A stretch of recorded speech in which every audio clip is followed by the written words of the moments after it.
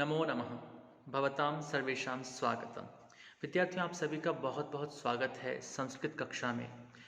हमने वाल्मीकि रामायण के प्रारंभिक 6 श्लोकों को, जो कि बालकांड के प्रथम सर्ग के 6 श्लोक हैं, उनको हमने पढ़ लिया है। और आज हम आपसे बात करने वाले हैं, चर्चा करने वाले हैं सप्तम, अष्टम और नवम श्लोक के बारे में। अभी तक हम ये पढ़ चुके हैं कि महर्षि वाल्मीकि जो है वे नारद जी के पास आए और महर्षि वाल्मीकि ने नारद जी से एक ऐसे व्यक्तित्व के बारे में जानना चाहा जिसमें उन सभी गुणों, उन सभी विशेषताओं का समावेश हो सके, जिसके माध्यम से हम ये मान सकें कि वास्तविक रूप में वह इस संसार के श्रेष्ठ पुरुष हैं, अत्यंत श्रेष्ठ पुरुष हैं। और महर्षि नारद अब कहना प्रारंभ करते हैं और 7वें श्लोक में वे कहते हैं, बहवो दुर्लभाश्चैव ये त्वया कीर्तिता गुणाः मुने वक्ष्याम्यहं बुद्ध्वा तैर्युक्तः श्रूयतां नरः। इसको हम लय में बोलते हैं। आपको पता है अनुष्टुप छंद है। अनुष्टुप छंद के अनुसार इसकी लय कुछ इस प्रकार से हो सकती है, बहवो दुर्लभाश्चैव ये त्वया कीर्तिता गुणाः मुने वक्ष्याम्यहं बुद्ध्वा तैर्युक्तः श्रूयतां नरः। इसका अन्वय इस प्रकार से होगा, ये बहवः गुणाः त्वया कीर्तिताः ते दुर्लभः तथा हे मुने यह नरः ते युक्तः अहं तं बुद्ध्वा वक्ष्यामि श्रूयताम्। हे मुने, हे मुनिवर, बहवः बहुत से, दुर्लभा दुर्लभ, ये गुणाः जो गुण, जिन गुणों का के बारे में त्वया कीर्तिता आपने उल्लेख किया है या आपके द्वारा उल्लेख किया गया है, तै युक्तः नरः उन सभी गुणों से युक्त नर मनुष्य के बारे में श्रूयताम सुनिए, अहम बुद्ध्वा वक्ष्यामि मैं इन सब गुणों को और उनके व्यक्तित्व, उनके चरित्र को समझकर, जानकर, जानते हुए आपसे कहना प्रारंभ करता हूँ, आपको कहना शुरू करता हूँ। तो यहाँ पर महर्षि नारद भी ये कहते हैं कि हे महर्षि वाल्मीकि, आपके द्वारा जो कहे गए गुण हैं, उन सब गुणों का एक पुरुष में, एक व्यक्तित्व के अंदर, एक मनुष्य में समावेश होना आसान नहीं है। वे एक मनुष्य में मिल सके ऐसा दुर्लभ हो सकता है, लेकिन फिर भी आपने जिन गुणों की चर्चा की, उन सभी गुणों से युक्त एक मनुष्य के बारे में मैं जानते हुए, समझते हुए आपको कहना प्रारंभ करता हूँ, इसलिए आप निश्चित रूप से मुझे अच्छे प्रकार से सुनिए। 8वें श्लोक में वे राम का वर्णन प्रारंभ करते हैं और वे कहते हैं, इक्ष्वाकु वंश प्रभवो रामो नाम जनैः श्रुतः नियतात्मा महावीर्यो द्युतिमान धृतिमान वशी। इसको एक बार लय में बोलते हैं, इक्ष्वाकु वंश प्रभवो रामो नाम जनैः श्रुतः नियतात्मा महावीर्यो द्युतिमान धृतिमान वशी।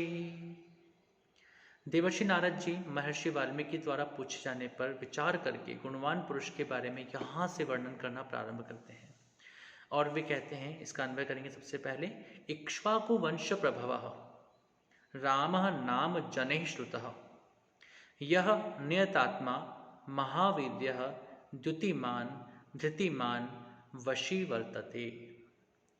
इक्ष्वाकु वंश प्रभवः अर्थात इक्ष्वाकु वंश में जो उत्पन्न हुए हैं, इक्ष्वाकु के कुल में जो उत्पन्न हुए हैं, जनैः रामः नाम श्रुतः लोगों के द्वारा उस व्यक्ति को राम नाम के द्वारा सुना गया है, जाना गया है।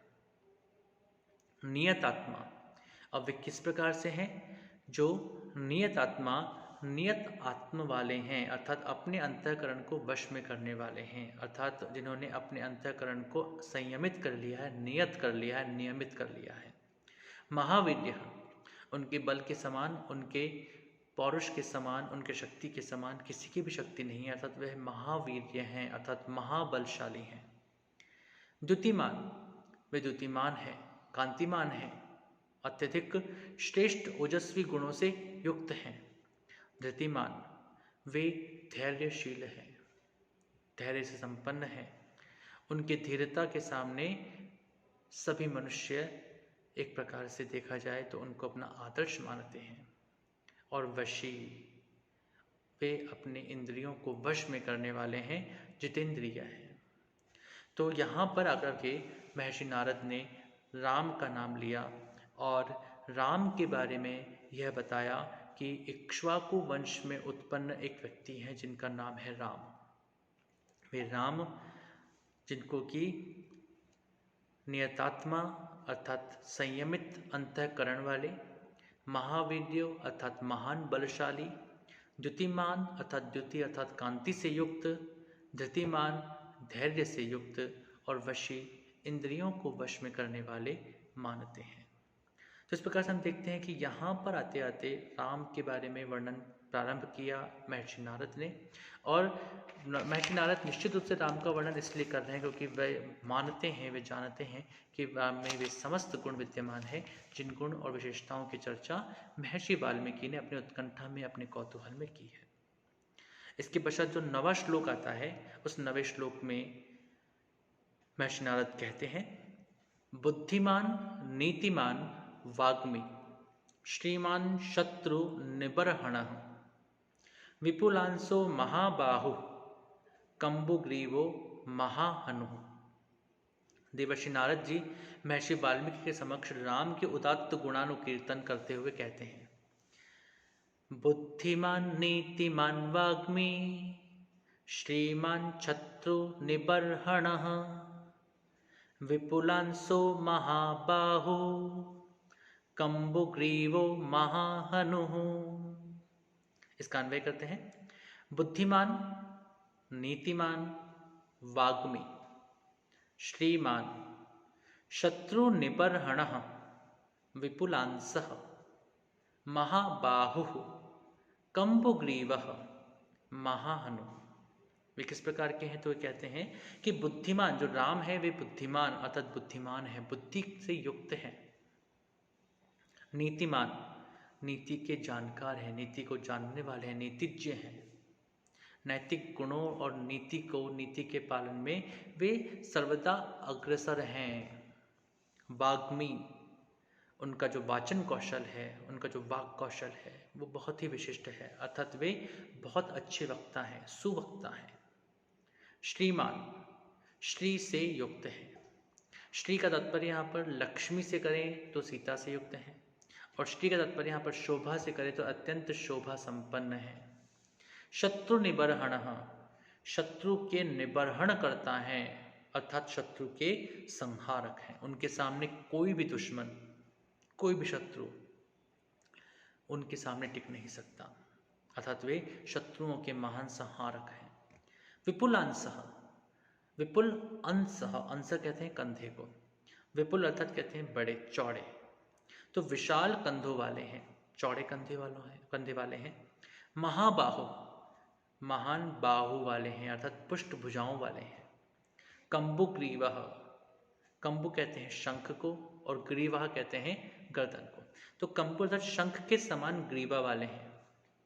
महाहनु, और उनकी जो हनु अर्थात हनु ये वाला भाग जो ठुड्डी भी कहते हैं हम लोग, तो हनु, तो वे जो उनके जो ठुड्डी है उनका जो ये स्थान है, यह स्थान भी प्रशस्त है, महान है, बड़ा है। तो इस प्रकार से उनका जो ये जो स्थान है, ये स्थान मतलब जबड़े के कारण से, तो उनका जो जबड़ा है वह जबड़ा भी पुष्ट और सुंदर है। तो इस प्रकार से अनेक गुणों से युक्त होने के बारे में यहाँ पर भी बात करते हैं, और अभी इन गुणों की श्रृंखला इसी प्रकार से आगे बढ़ती रहेगी।